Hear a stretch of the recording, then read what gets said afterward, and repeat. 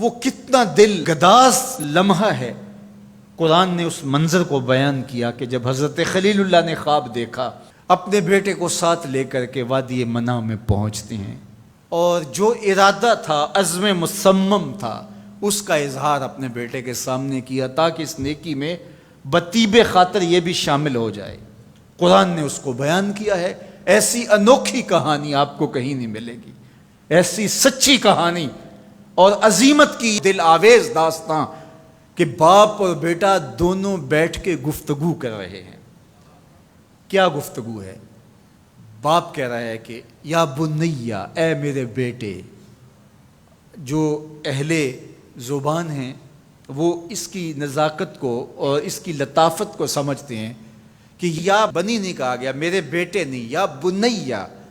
جس طرح ماں لاڈ سے اپنی بیٹی کو بیٹی نہیں کہتی، میری بچڑی کہتی ہے، تو جب وہ بچڑی کہتی ہے تو اس کے اندر گوند گوند کے محبت رکھی ہوئی ہوتی ہے۔ تو یہاں ذرا لفظ دیکھیے، یا بنیا، اے میرے بیٹے۔ اللہ اکبر۔ اردو کے دامن میں کوئی اتنی وسعت نہیں ہے کہ ان لفظوں کی تعبیر ہو سکے جو شہد ان لفظوں سے ٹپک رہا ہے جو حضرت خلیل اللہ نے اپنے بیٹے کے لیے لفظ استعمال کیے۔ یا بنیا، اے میرے دل بند، اے میرے جگر کے ٹکڑے، اے میرے فرزند نونہال، میں نے خواب دیکھا ہے، اس خواب میں تجھے ذبح کر رہا ہوں۔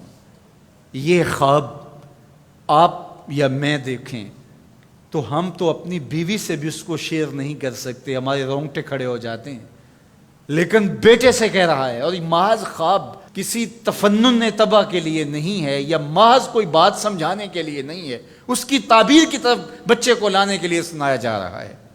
کہا بیٹا میں نے ایک خواب دیکھا ہے۔ خواب کیا ہے؟ کہ میں تجھے ذبح کر رہا ہوں، اب تو بتا تیری رائے کیا ہے؟ اللہ اکبر۔ اب باپ بیٹے سے کہے کہ میں تجھے ذبح کرنا چاہتا ہوں تو بیٹے کا رد عمل کیا ہوگا؟ کوئی بھی تصور اپنے بیٹے کو کر کے سوچے کیا رد عمل ہوگا؟ اس کی آنکھیں پھٹی کی پھٹی رہ جائیں گی، وہ باپ کے ہوش و حواس پہ شک کرنے لگ جائے گا، کہے گا کیا بول رہے ہو، ہوش ٹھکانے ہیں؟ باپ ہو، سفاک ہو، کیا لہجہ ہے تمہارا، مجھے ذبح کرو گے؟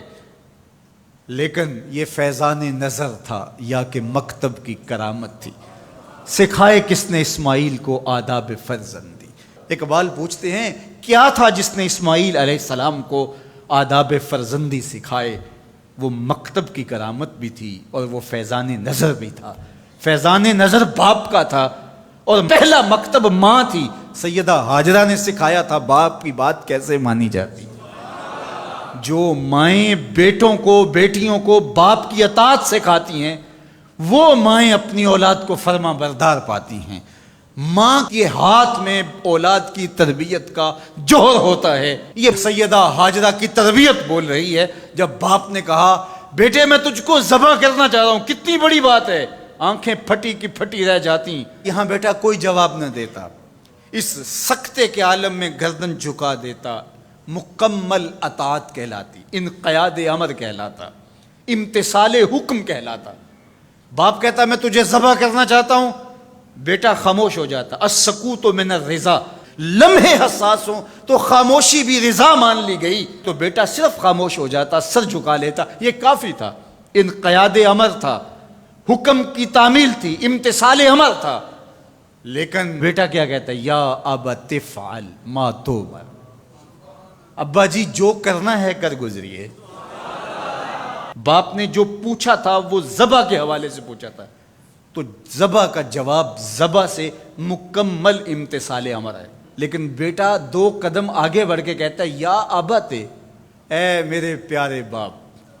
اب اس میں بھی بیٹے کا لہجہ تبدیل نہیں ہوتا۔ جب باپ ذبح کرنے کا کہہ رہا ہو اس وقت میرے ابو کہنا یہ امتثال امر کی انتہا ہے۔ اور آگے کیا کہا؟ افعل، کر گزریے۔ یہاں یہ نہیں کہا ذبح کیجئے، باپ نے کہا ذبح کرنا چاہتا ہوں، لیکن ذبح کے جواب میں ذبح نہیں آیا۔ ذرا دل تھام کے بیٹھیے، کتنا امتثال امر اور مکتب کی کرامت کا کیسے ظہور ہوتا ہے۔ یا ابت افعل ما تؤمر، اے ابو ذبح کیا، جو بھی کرنا ہے کر گزریے۔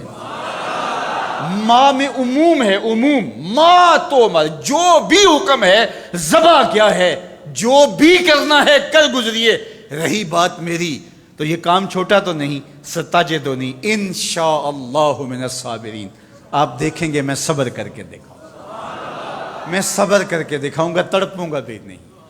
اب یہ منظر قرآن نے بیان کیا، فلما اسلما، جب دونوں نے طے کر لیا۔ کیا طے ہوا؟ فلاں نمبر کی گاڑی خرید لے نہیں، فلاں پلاٹ خرید لے نہیں، فلاں پلازا لے لے نہیں۔ باپ اور بیٹے کی وادی منع میں بات کیا ہوتی ہے؟ باپ کہتا ہے میں تجھے ذبح کرنا چاہ رہا ہوں، بیٹا کہتا ہے میں ہونے کے لیے تیار ہوں۔ آپ دیکھیں گے کہ میں جنبش نہیں کروں گا۔ اب قرآن نے یہاں جو لفظ استعمال کیے، لفظوں پہ فلما اسلما، یہیں سے اسلام ہے۔ اسلام یہ ہے یار کے آگے سر تسلیم خم کر دینا۔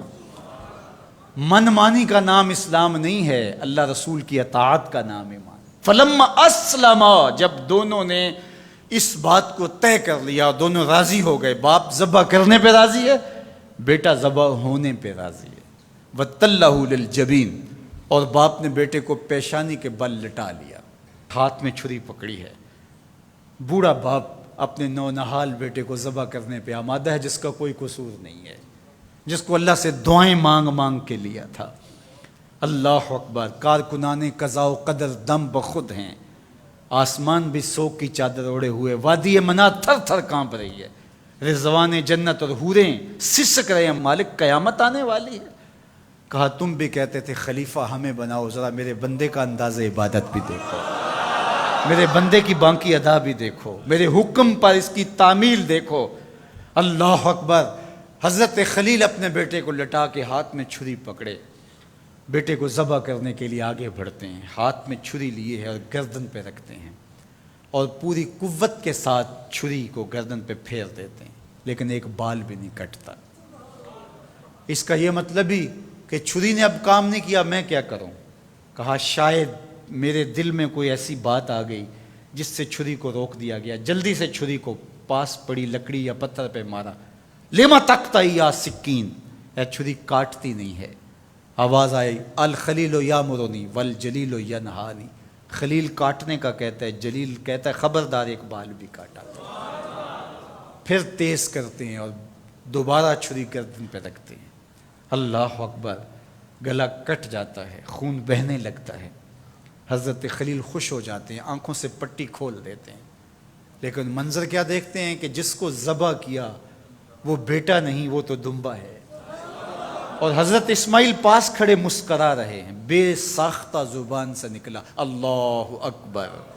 تو حضرت اسماعیل بولے لا الہ الا اللہ واللہ اکبر۔ جبریل امین جو دمبا لے کے آئے تھے وہ بھی پاس کھڑے اور مسکرا رہے تھے، بولے اللہ اکبر وللہ الحمد۔ اب ابراہیم علیہ السلام کی سرشاری کا عالم، جبریل امین موجود ہیں اور دمبا پڑا ہوا ہے۔ اب ظاہر ہے بات سیدھی سیدھی ہے کہ اللہ کے حکم سے سب کچھ ہوا۔ حضرت ابراہیم علیہ السلام کے قلب اطہر کو تسلی ہو گئی، لیکن عین اس موقع پر وحی کی چمک سے منع کی وادی روشن ہو گئی، اور وحی نازل ہوتی ہے اور آواز آتی ہے وَنَادَيْنَاهُ أَن يَا إِبْرَاهِيمُ قَدْ صَدَّقْتَ الرُّؤْيَا إِنَّا كَذَلِكَ نَجْزِي الْمُحْسِنِينَ۔ عین اس موقع پہ ہم نے بھی آواز دی، ابراہیم بس بس تو نے واقعی خواب پورا کر دکھایا، ہم نے تیری سنت کو قیامت تک باقی رکھا اور اس تیری نشانی مٹنے نہیں پائے گی۔ صدیاں بیتنے کے بعد آج بھی منع کی قربان گاہ سے لے کر دنیا کے آخری کونے تک سنت ابراہیمی کو زندہ کیا جاتا ہے۔ اللہ اکبر، کتنا جگرا تھا اس باپ کا اللہ کی رضا کے لیے۔ خلت کے تاج یوں نہیں ملتے، عظمتوں کی معراج یوں نصیب نہیں ہوتی۔ باپ بیٹے کو ذبح کرنے کے لیے آمادہ ہو جاتا ہے۔ ہمارے ایک بزرگ کہا کرتے تھے بیٹے ہر بندے کا کوئی نہ کوئی اسماعیل ہوتا ہے، جب تک وہ اپنے اسماعیل کی گردن پہ چھری نہیں رکھتا اللہ کی دوستی نصیب نہیں ہوتی۔ اپنی خواہشات کی گردن پہ، اپنی آرزوؤں کی گردن پہ چھری پھیرو، اللہ کے لیے محبوب سے محبوب چیز قربان کرنے کے لیے آمادہ ہو جاؤ، پھر تمہیں وہ اپنی قربتوں سے مالا مال کرے گا۔